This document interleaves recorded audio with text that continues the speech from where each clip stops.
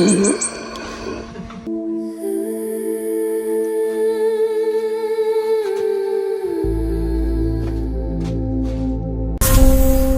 nga pala yung kamuting kahoy na kinuha ko.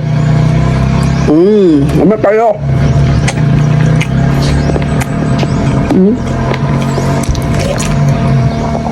Dito tayo ngayon magbablog sa labas. Mainit masyado sa loob. Tagalog muna tayo ngayonin. Kakain yan ang Tagalogin.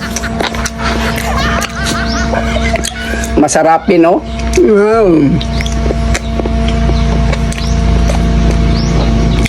Grabe kainit. Shout out dahil ko diha sa mukhaon og balanghoy. Kaon mo. Kumakain ito. Kain kayo. Sabi nga pala nung isang vlogger, yung malaking vlogger, sabi niya pag nag-vlog daw tayo, wag daw natin tingnan ang views para di tayo masaktan kung nagsisimula pa tayo. Para kayong iniiwanan ng syuta nyo, nasasaktan. Wag niyong tingnan kung marami bang views o wala. Ang importante, naka-post. Simula ngayon, hindi ako natitingnan yung mga ko, views, para di ako nasaktan, para di ako iniwan. Iniwan, nasasaktan.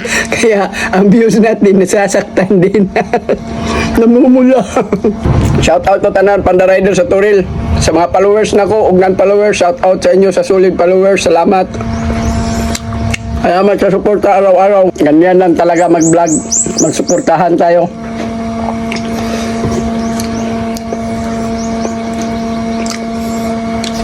Awa. Sabi nila, nakakahilo daw to. Balanghoy. Hindi naman ako nahilo. Sarap nga.